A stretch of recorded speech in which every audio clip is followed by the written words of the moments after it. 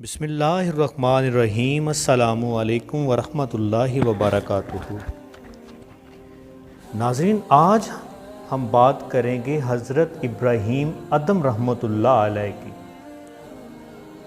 ایک رات کا واقعہ ہے کہ حضرت ابراہیم ادم رحمۃ اللہ علیہ اپنے محل میں آرام فرما رہے تھے، اپنے کمرے میں سو رہے تھے کہ اچانک انہیں آواز آئی۔ انہوں نے محسوس کیا کہ محل کی چھت پہ کوئی چیز چل رہی ہے، کوئی بھاری بھرکم چیز ان کے کمرے کے اوپر چہل قدمی کر رہی ہے۔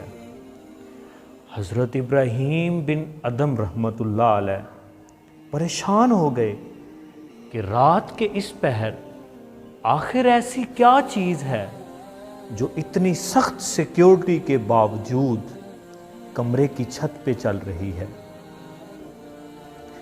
آپ نے فیصلہ کیا کہ چلو چھت پہ دیکھتے ہیں۔ آپ اپنی جگہ سے اٹھے اور محل کی کھڑکی سے باہر دیکھا تو آپ کو اوپر سے نیچے کی طرف ان لوگوں کے سائے نظر آئے جو کہ بڑے بڑے سائے تھے۔ آپ نے آواز دی کہ اس وقت محل کی چھت پہ کون ہے؟ تو لوگوں نے جواب دیا، جو اوپر چڑھے ہوئے تھے انہوں نے نیچے کی طرف دیکھا۔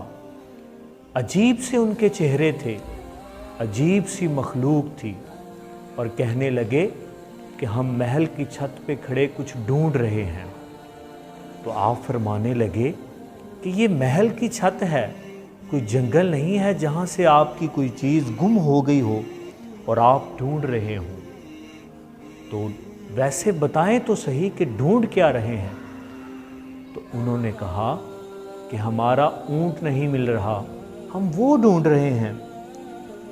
آپ نے فرمایا کہ اونٹ محل کی چھت پہ کیسے آ سکتا ہے؟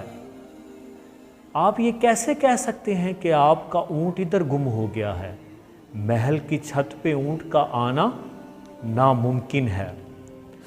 تو وہ لوگ کہنے لگے کہ اونٹ آ سکتا ہے ادھر۔ آپ نے پوچھا کیسے آ سکتا ہے؟ تو وہ کہنے لگے کہ جس طرح آپ اپنے نرم و گداز بستر پر فقیری تلاش کر رہے ہیں، درویشی تلاش کر رہے ہیں، ویسے ہی ہم محل کی چھت پہ اونٹ تلاش کر رہے ہیں۔ یہ بات سننا تھی کہ آپ کو بہت بڑا دھچکا لگا، آپ کی روح کانپ اٹھی۔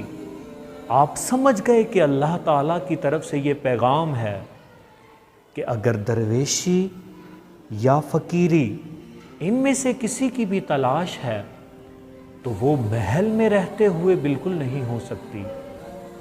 اس کے لیے دنیا کی ساری سہولتیں، دنیا کی ساری آسانیاں، دنیا کی ساری آسائشیں چھوڑنا پڑیں گی، پھر جا کے کہیں اللہ تعالیٰ سے قربت ملے گی، پھر جا کے کہیں درویشی ملے گی، پھر جا کے کہیں بزرگی ملے گی۔ ناظرین، ہماری آج کی ویڈیو ہمیں یہ درس دیتی ہے کہ اللہ سے لو لگانے کے لیے ہمیں چاہیے کہ ہم دنیا کی جو آسانیاں ہیں، دنیا کی جو آسائشیں ہیں، ان کو نظر انداز کر دیں، ان کو پس پردہ ڈال دیں۔ اس طرح پھر کیا ہوگا؟ اس طرح ہم اللہ تبارک و تعالیٰ سے قربت حاصل کر سکیں گے، اللہ تبارک و تعالیٰ سے نزدیکی حاصل کر سکیں گے، اور ہمارا مرتبہ اللہ کے ہاں بلند ہو جائے گا۔ ناظرین، امید کرتا ہوں کہ آج کی ویڈیو آپ کو پسند آئے گی۔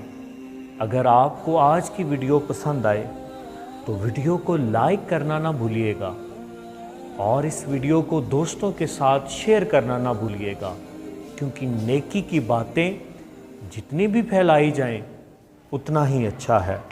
اور اگر آپ ہماری اس طرح کی اور ویڈیوز دیکھنا چاہتے ہیں تو ہمارے چینل کو سبسکرائب کرنا نہ بھولیے گا۔